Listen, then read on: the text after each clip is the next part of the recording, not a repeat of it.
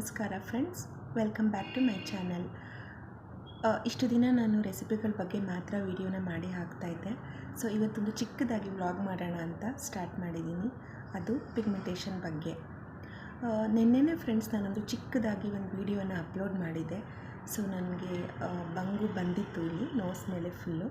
So ಇವಾಗ ನಾನು ಅದನ್ನೆಲ್ಲ ಕ್ಲಿಯರ್ ಮಾಡ್ಕೊಂಡಿದ್ದೀನಿ ಅಂತ ಒಂದು ಚಿಕ್ಕದಾಗಿ 1 ಮಿನಿಟ್ ವಿಡಿಯೋನಲ್ಲಿ ಫೋಟೋಸ್ನ ಶೇರ್ ಮಾಡ್ಕೊಂಡಿದ್ದೆ.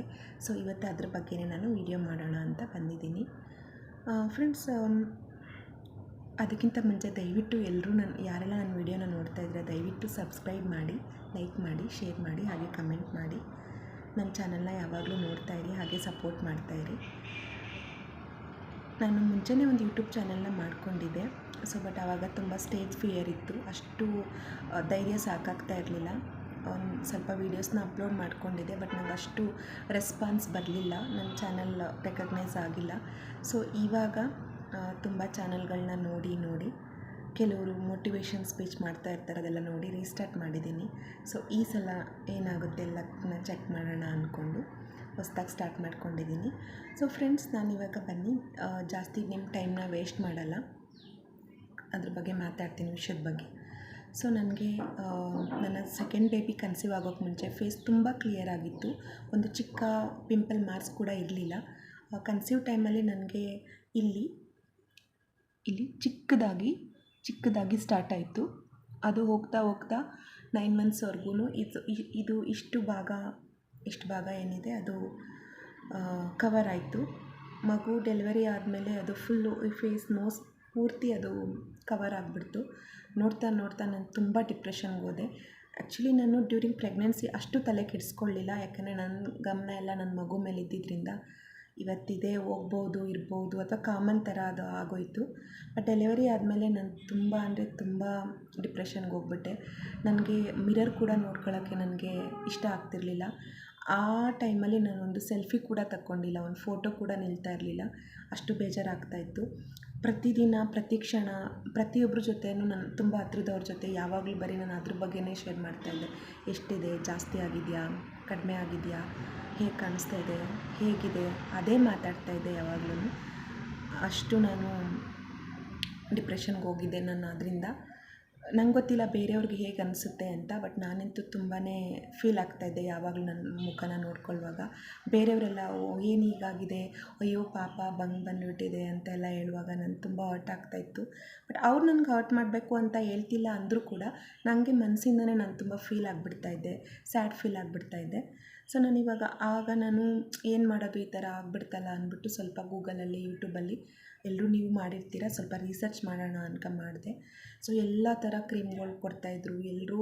ಕೆಲವರು ಪಾಸಿಟಿವ್ ಆಗಿ ಕೊಡ್ತಾಯಿದ್ರು, ಕೆಲವರು ಅದೇ ಕ್ರೀಮ್ ಬಗ್ಗೆ ನೆಗೆಟಿವ್ ಆಗಿ ಕೊಡ್ತಾಯಿದ್ರು. ಕೆಲವರು ನೆಗೆಟಿವ್ ಆಗಿ ಕೊಡ್ತಾಯಿದ್ರು, ಅದೇ ಕ್ರೀಮ್ ಬಗ್ಗೆ ಇನ್ನೂ ಕೆಲವರು ಪಾಸಿಟಿವ್ ಆಗಿ ಕೊಡ್ತಾಯಿದ್ರು. ಸೊ ನನಗೆ ಏನು ಮಾಡಬೇಕು ಅಂತಲೇ ಗೊತ್ತಾಗಲಿಲ್ಲ. ಆವಾಗ ನಾನು ನಮ್ಮ ಮನೆ ಹತ್ರ ಒಬ್ಬರು ಮೆಡಿಕಲ್ ಕಂಟಿನ್ಯೂ ಯಾವಾಗಲೂ ಅಲ್ಲೇ ನಾವು ಸ್ವಲ್ಪ ಏನೇ ಚಿಕ್ಕ ಪುಟ್ಟ ಕಾಯಿಲೆಗಳು ಬಂದರೆ ನಾವು ನಾರ್ಮಲಾಗಿ ಹಾಸ್ಪಿಟಲ್ ಹೋಗಲ್ಲ. ಸೊ ಅವ್ರ ಹತ್ರ ಹೋಗಿ ನಾವು ಕನ್ಸಲ್ಟ್ ಮಾಡ್ತಾ ಇರ್ತೀವಿ, ಏನಾದರೂ ಮಕ್ಳಿಗಾಗ್ಬೋದು, ನಮ್ಮ ಮನೆಯವ್ರಿಗಾಗ್ಬೋದು, ನಮಗಾಗ್ಬೋದು. ಸೊ ಆವಾಗ ನನಗೆ ಹೇಳಿದ್ರು, ನೀವು ಬ್ರೆಸ್ಟ್ ಫೀಡಿಂಗ್ ಸ್ಟಾಪ್ ಮಾಡೋವರೆಗೂ ಯಾವುದೇ ಕಾರಣಕ್ಕೂ ಯಾವ ಕ್ರೀಮು ಕೂಡ ಅಪ್ಲೈ ಮಾಡಬೇಡಿ. ಈ ಟೈಮಲ್ಲಿ ಸೊ ಬಾಣ್ತಿಯರು ಏನಿರ್ತಾರೆ ಆ ಟೈಮಲ್ಲಿ ಅವ್ರ ಸ್ಕಿನ್ನು ತುಂಬ ಸೆನ್ಸಿಟಿವ್ ಆಗಿರುತ್ತೆ. ಸೊ ಅದು ನಿಮ್ಮ ಫೇಸ್ ಫುಲ್ಲು ಸ್ಪ್ರೆಡ್ ಆಗುವಂಥ ಚಾನ್ಸಸ್ಸು ಇರುತ್ತೆ, ಅಥವಾ ಬ್ಲ್ಯಾಕಾಗಿ ಹೋಗ್ಬಿಡುತ್ತೆ, ಅಥವಾ ಎಂಟೈರ್ ಫೇಸ್ ಸ್ಪ್ರೆಡ್ ಆದಾಗ ನಿಮಗೆ ಪ್ರಾಬ್ಲಮ್ ಆಗಿಬಿಡುತ್ತೆ. ಬ್ರೆಸ್ಟ್ ಫೀಡಿಂಗ್ ಆದಮೇಲೆ ನನ್ನ ಹತ್ರ ಬನ್ನಿ, ಅಲ್ಲಿವರೆಗೂ ಯಾವುದೇ ರೀತಿ ಕ್ರೀಮ್ನ ಹಚ್ಬೇಡಿ, ಪಿಗ್ಮೆಂಟೇಷನ್ ಕ್ರೀಮ್ನ ಹಚ್ಬೇಡಿ ಅಂತ ಹೇಳಿದ್ರು. ಸೊ ನಾನು ಹಾಗೆ ಹೋದೆ. ಆಮೇಲೆ ಸ್ವಲ್ಪ ನಾನು ಮಾಡಿದ ತಪ್ಪು ಏನಂದರೆ, ನಾನು ಮುಂಚೆ ಎಲ್ಲ ನನಗೆ ಅಷ್ಟಾಗಿ ನನಗೆ ಫೇಸ್ ರೊಟೀನ್ ಬಗ್ಗೆ ಗೊತ್ತಿರ್ತಿರ್ಲಿಲ್ಲ. ಆವಾಗ ನಾವು ಚಿಕ್ಕ ವಯಸ್ಸಿದ್ದಾಗ ಏನು ಮಾಡ್ತಿದ್ವಿ, ಜಸ್ಟ್ ಒಂದು ಫೇಸ್ ವಾಶ್ ಮಾಡ್ಕೊಳ್ಳಿ ಅಥವಾ ಸ್ನಾನ ಮಾಡಿಬಿಡ್ತಿದ್ವಿ, ಅಥವಾ ಏನೋ ಒಂದು ಫೇರ್ ಆ್ಯಂಡ್ ಲವ್ಲಿ ಆ ಥರ ಏನೋ, ಅಥವಾ ಒಂದು ಪಾಂಡ್ಸ್ ಪೌಡರ್ ಹಚ್ಕೊಂಡು ಕಾಲೇಜ್ಗೆ ಹೋಗೋದು ಅಷ್ಟೇ, ಸ್ಕೂಲ್ಗೆ ಹೋಗುವಾಗ ಅಥವಾ ಕೆಲ್ಸಕ್ಕೆ ಹೋಗುವಾಗಲೂ ಅದೇ ರೀತಿ ಮಾಡ್ತಾಯಿದ್ದೆ. ಬಟ್ ಆಮೇಲೆ ನನಗೆ ಬಂದಮೇಲೆ ರಿಯಲೈಸ್ ಆಗಿದ್ದು, ಯಾವುದೇ ಕಾರಣಕ್ಕೂ ನಾವು ಆ ಥರ ಮಾಡಬಾರ್ದು. ಸೊ ನಾವು ಸ್ನಾನ ಮಾಡಲಿ ಅಥವಾ ಮುಖನಾದರೂ ತೊಳೀಲಿ, ನಾವು ಫೇಸ್ಗೆ ಮಾಯ್ಶ್ಚರ್ ಮಾಡಲೇಬೇಕು ಅಂತ. ಆವಾಗಲೇ ನನಗೆ ಗೊತ್ತಾಗಿದ್ದು. ಸೊ ನಾನು ಮಾಡಿದ ತಪ್ಪು ನೀವು ಯಾರು ಮಾಡಬೇಡಿ.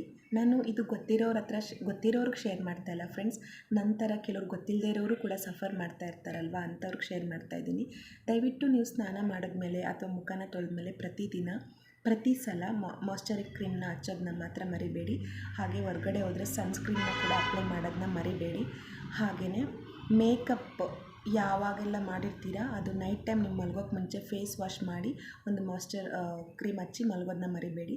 ಮಾಯ್ಶ್ಚರಿಂಗ್ ಕ್ರೀಮ್ ಹಚ್ಚಿಲ್ಲ ಅಂದ್ರೂ ಅಟ್ಲೀಸ್ಟ್ ಕಡೆ ಪಕ್ಷ ಸ್ವಲ್ಪ ಆಲೋವೆರಾನಾದ್ರೂ ಹಚ್ಕೊಂಡು ನೀವು ಮಲ್ಕೋಬೇಕು. ಆಮೇಲೆ ಇನ್ನೊಂದು ಮೇಯ್ನ್ ಪ್ರಾಬ್ಲಮ್ ತಪ್ಪು ಏನಂದರೆ, ಯಾವುದೇ ಕಾರಣಕ್ಕೂ ಬಂದಿರೋ ಅಂಥವರು ದಯವಿಟ್ಟು ನಿಮ್ಮ ಫೇಸ್ಗೆ ಸೋಪ್ನ ಯೂಸ್ ಮಾಡಬೇಡಿ. ಸೊ ಈ ಬಂಗು ಕರೆಯದೆ ಬರೋವಂಥ ಅತಿಥಿ ಥರ ನಮಗೆ ಹೆಣ್ಮಕ್ಳಿಗೆ ಎಸ್ಪೆಷಲಿ ಜಾಸ್ತಿ ಇದು ಕವರ್ ಆಗಿಬಿಡುತ್ತೆ. ಈ ಬಂಗು ಕರೆಯದೆ ಬರೋ ಅತಿಥಿ ಥರ ಫ್ರೆಂಡ್ಸ್. ದಯವಿಟ್ಟು ನೀವೆಲ್ಲ ಇವಾಗ ಯಾರ್ಯಾರಿಗೆ ಸ್ಟಾರ್ಟ್ ಆಗ್ತಾಯಿದೆ ಅಥವಾ ಯಾರಿಗೆಲ್ಲ ಸ್ವಲ್ಪ ಸ್ಟಾರ್ಟ್ ಆಗಿದೆ, ತುಂಬ ಸ್ಪ್ರೆಡ್ ಆಗಿರೋರಿಗೆ ದಯವಿಟ್ಟು ಐ ಆಮ್ ಹೆಲ್ಪ್ಲೆಸ್. ಬಟ್ ಇಷ್ಟು ಮಾತ್ರ ಹೇಳಬಲ್ಲೆ, ಯಾವುದೇ ಕಾರಣಕ್ಕೂ ಸೋಪ್ನ ಯೂಸ್ ಮಾಡಬೇಡಿ. ಹಾಗೆ ನೀವು ಬಿಸಿಲಿಗೆ ಹೋದರೆ ಆದಷ್ಟು ಮಾಸ್ಕ್ನ ಹಾಕ್ಕೊಂಡೋಗಿ ಅಥವಾ ಛತ್ರಿನ ಇಟ್ಕೊಂಡೋಗಿ. ಹಾಗೆಯೇ ಆದಷ್ಟು ಕಡಲೆ ಹಿಟ್ಟು ಅಥವಾ ಮಸೂರ್ ದಾಲ್ ಅಂತ ನಿಮ್ಮೆಲ್ರಿಗೂ ಗೊತ್ತಿರುತ್ತೆ, ತೊಗರಿ ಬೇಳೆ ಥರನೇ ಇರುತ್ತೆ, ಕಲ್ಲರ್ ಬೇರೆ ಇರುತ್ತೆ. ಆ ಮಸೂರ್ ದಾಲ್ದು ಪೌಡರ್ನ ಮಾಡಿ ಇಟ್ಕೊಂಡು ಫೇಸ್ಗೆ ಅಪ್ಲೈ ಮಾಡಿ. ಇದು ಬೇಸಿಕ್ ಥಿಂಗ್ಸು. ನಾವು ಸ್ನಾನ ಮಾಡುವಾಗಲೂ ಅಷ್ಟೇ, ಮುಖ ತೊಳೆಯುವಾಗಲೂ ಅಷ್ಟೇ ಸೋಪ್ ಬದಲು ನೀವು ಫೇಸ್ಗೆ ಎಂಟೈರ್ ಬಾಡಿ ಕೂಡ ನೀವು ಅದು ಪೌಡರೇ ಯೂಸ್ ಮಾಡ್ಬೋದು. ಅದಾದಮೇಲೆ ನೀವು ಮಾಯ್ಶ್ಚರ್ ಮಾಡಬೇಕು ಆಗಲೇ ಹೇಳ್ದಾಗೆ. ಹಾಗೆ ಕ್ರೀಮ್ಗಳು ನೋಡಿಕೊಂಡು ನೀವು ನಿಮ್ಮ ಫೇಸ್ಗೆ ದಯವಿಟ್ಟು ಡೈರೆಕ್ಟಾಗಿ ನೀವು ಎಲ್ಲೆಲ್ಲೋ ಆ್ಯಡ್ಸ್ನ ನೋಡ್ತೀರಾ, ಅದು ಯೂಟ್ಯೂಬಲ್ಲಿ ಆಗ್ಬೋದು ಅಥವಾ ಟಿ ವಿನಲ್ಲಾಗ್ಬೋದು, ನೋಡಿದ ತಕ್ಷಣ ಸೋಪ್ ಆಗ್ಬೋದು, ಒಂದು ಆಗ್ಬೋದು, ಡೈರೆಕ್ಟಾಗಿ ನೀವೇ ಅವ್ರಿಗೆ ತುಂಬ ಚೆನ್ನಾಗಿ ರಿಸಲ್ಟ್ ಬಂದಿದೆ, ನಾನು ಟ್ರೈ ಮಾಡೋಣ ಅಂತ ದಯವಿಟ್ಟು ಮಾಡಲಿಕ್ಕೆ ಹೋಗಬೇಡಿ. ಡಾಕ್ಟರ್ನ ಕನ್ಸಲ್ಟ್ ಮಾಡಿ ನೀವು ಯಾವುದೇ ಕ್ರೀಮ್ ಕೂಡ ಹಚ್ಕೊಬೇಕು. ಸೊ ಯಾವುದೇ ಕ್ರೀಮ್ ಹಚ್ಚೋಕ್ಕೆ ಮುಂಚೆ ಮಾಯ್ಶ್ಚರ್ ಮಾಡಲೇಬೇಕು ಫೇಸ್ನ. ಸೊ ಇದು ಬೇಸಿಕ್ಕಾಗಿ. ಮತ್ತು ನಾನೇನು ಮಾಡ್ತಾಯಿದ್ದೆ ಅಂತ ಹೇಳಿದ್ರೆ, ವೀಕ್ಲಿ ಟ್ವೈಸು ಐಸ್ ಕ್ಯೂಬ್ನ ನನ್ನ ಮುಖಕ್ಕೆ ಒಂದು ಪಾತ್ರೆಯಲ್ಲಿ ಅಗಲವಾದ ಪಾತ್ರೆಗೆ ಐಸ್ ಕ್ಯೂಬ್ನ ಹಾಕ್ಕೊಂಡು ನಾರ್ಮಲ್ ನೀರಿಗೆ ಫೇಸ್ನ ನಾನು ನಾರ್ಮಲ್ ನೀರಿಗೆ ಫೇಸ್ನ ನಾನು ಡಿಪ್ ಮಾಡ್ತಾಯಿದ್ದೆ. ಒಂದು 1 ಮಿನಿಟ್ 1 to 3 ಮಿನಿಟ್ಸು ಡಿಪ್ ಮಾಡ್ಕೋತಾ ಇದ್ದೆ. ಅದು ಅವಾಯ್ಡ್ ಮಾಡ್ಕೊಳ್ಳೋಕ್ಕೋಸ್ಕರ ವೀಕ್ಲಿ ಒಂದೊಂದು ಥರ ನಾನು ಹೋಮ್ ರೆಮಿಡಿನ ಟ್ರೈ ಮಾಡ್ತಾಯಿದ್ದೆ. 1 ಇಯರಲ್ಲೆಲ್ಲ ನಂದು ನೋಡಿ ಆ್ಯಕ್ಚುಲಿ 10% ಕಾಣಿಸ್ತಾ ಇದೆ ಫ್ರೆಂಡ್ಸ್. ನೋಡಿ 10% ಕಾಣಿಸ್ತಾ ಇದೆ ನಿಮಗೆ. ಖಂಡಿತವಾಗ್ಲೂ ನಾನು ಸ್ವಲ್ಪನೂ ಮೇಕಪ್ ಮಾಡಿಲ್ಲ ಫ್ರೆಂಡ್ಸ್, ಜಸ್ಟ್ ಹಾಗೆ ಸ್ವಲ್ಪ ಪೌಡರ್ ಹಾಕ್ಕೊಂಡಿರೋದು ಅಷ್ಟೇ ವಿಡಿಯೋ ಮಾಡೋಕ್ಕೋಸ್ಕರ. ನಾನು ಖಂಡಿತ ಯಾವುದೇ ರೀತಿ ಮೇಕಪ್ಪು ಮಾಡಿಲ್ಲ ನಾನು. ನೋಡಿ ಒಂದು 10% ಕಾಣಿಸ್ತಾ ಇದೆ. ಇದು ಫುಲ್ ಸ್ಪ್ರೆಡ್ ಆಗಿತ್ತು.